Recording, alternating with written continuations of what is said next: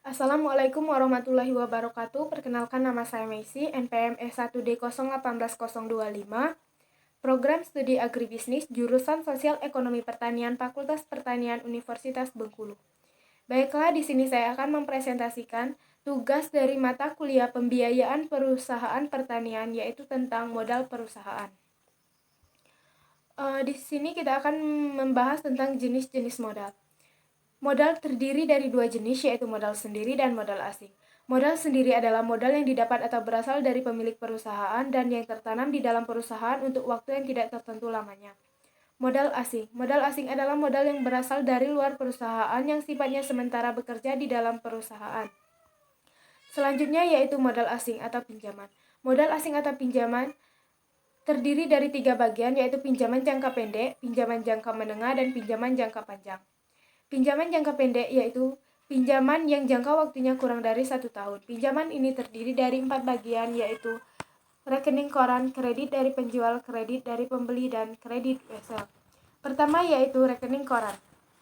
Rekening koran merupakan kredit yang diberikan oleh pihak bank kepada perusahaan dengan batas plafon tertentu di mana perusahaan mengambilnya sekaligus melainkan sebagian demi sebagian sesuai dengan kebutuhannya.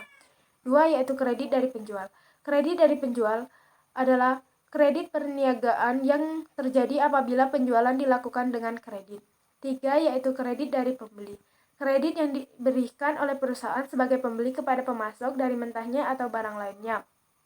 Empat yaitu kredit wesel. Kredit wesel terjadi apabila suatu perusahaan mengeluarkan surat pengakuan utang yang diberikan kesanggupan untuk membayar utang tersebut kepada pihak tertentu. Dua yaitu pinjaman jangka menengah. Pinjaman jangka menengah adalah pinjaman yang waktu kurang dari 10 tahun. Pinjaman jangka menengah ini terdiri dari dua bagian, yaitu term loan dan leasing. Term loan adalah kredit usaha dengan umur 1 tahun dan kurang dari 10 tahun. Pada umumnya kredit ini dibayar kembali dengan angsuran tetap selama periode tertentu. Kredit ini biasanya diberikan oleh pihak bank dagang, perusahaan asuransi, dan pemasok.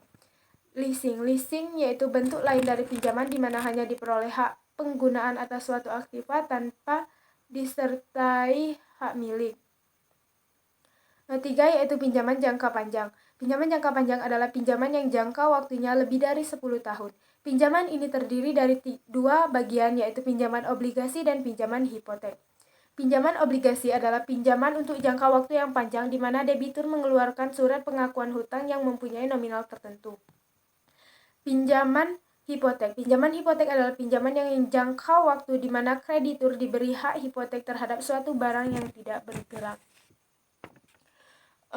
Selanjutnya yaitu modal sendiri. Modal sendiri terdiri dari tiga bagian, yaitu modal saham, cadangan, dan laba ditahan. Modal saham. Modal saham adalah tanda bukti pengambilan bagian dari suatu perusahaan terbatas. Cadangan dibentuk dari kebutuhan yang diperoleh perusahaan selama beberapa waktu lampau. Laba ditahan adalah keuntungan yang diperoleh oleh suatu perusahaan, dapat sebagian dibayarkan, sebagian didependen, dan sebagian ditahan perusahaan. Selanjutnya yaitu sumber modal. Sumber modal terdiri dari dua sumber, yaitu sumber internal dan sumber eksternal. Sumber internal adalah berasal dari setiap aktivitas ataupun kegiatan usaha yang dijalankan oleh perusahaan yang menghasilkan keuntungan. Beberapa sumber internal perusahaan dapat digunakan, yaitu laba ditahan, akumulasi, penyusutan, dan beberapa modal lainnya. Modal eksternal yaitu berasal dari pihak-pihak luar yang mau bekerja sama dengan perusahaan. Beberapa pihak yang seringkali digunakan oleh perusahaan untuk mendapatkan modal yaitu bank, koperasi, kreditur, supplier, dan pasar modal. Selanjutnya yaitu struktur kekayaan. Struktur kekayaan adalah perimbangan antara aktiva lancar dengan aktiva tetap baik secara absolut maupun relatif. Struktur finansial adalah struktur yang menunjukkan bagaimana aktiva-aktiva perusahaan dibelanjai, yaitu menyangkut semua sumber pembelanjaan yang tercermin dalam keseluruhan sendiri. Modal sendiri. Struktur modal adalah pembiayaan permanen perusahaan yang terdiri atas utang, jangka panjang, dan modal sendiri. Selanjutnya yaitu modal kerja.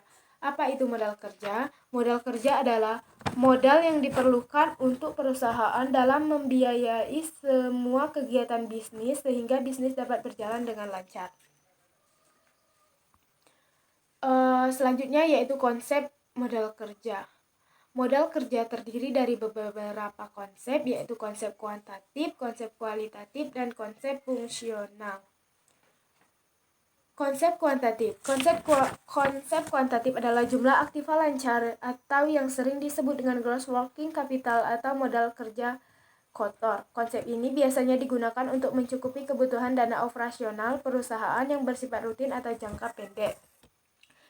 Selanjutnya yaitu konsep kualitatif. Konsep kualitatif adalah kelebihan atau selisih jumlah aktiva lancar terhadap kewajiban lancar. Aktiva ini bersumber dari pihak perusahaan maupun pinjaman jangka panjang. 3 yaitu konsep fungsional. Konsep fungsional sangat menekankan fungsi pada dana perusahaan untuk meraih laba atau pendapatan usaha pokok perusahaan. Dana tersebut biasanya dipakai untuk peningkatan laba perusahaan. Nah, maka dengan demikian, semakin banyak penggunaan dana, maka seharusnya akan semakin tinggi laba yang diperoleh oleh perusahaan dan sebaliknya. Selanjutnya yaitu tentang pentingnya modal kerja. Modal kerja itu sangat penting untuk melindungi perusahaan terhadap krisis modal kerja karena turunnya nilai dari aktiva lancar. Selain itu juga dapat memungkinkan untuk dapat membayar semua kewajiban-kewajiban tepat pada waktunya, memungkinkan untuk memiliki persediaan dalam jumlah yang cukup untuk melayani para konsumen, memungkinkan bagi perusahaan untuk memberikan syarat kreditur yang lebih menguntungkan kepada pelanggannya, memungkinkan bagian perusahaan untuk dapat beroperasi dengan lebih efisien karena tidak ada kesulitan untuk memperoleh barang atau jasa yang dibutuhkan. Sekian pembahasan dari saya. Apabila ada kata yang kurang dan kurang jelas, saya mohon maaf. Saya akhiri. Wabillahi taufiq wal hidayah. Wassalamualaikum warahmatullahi wabarakatuh.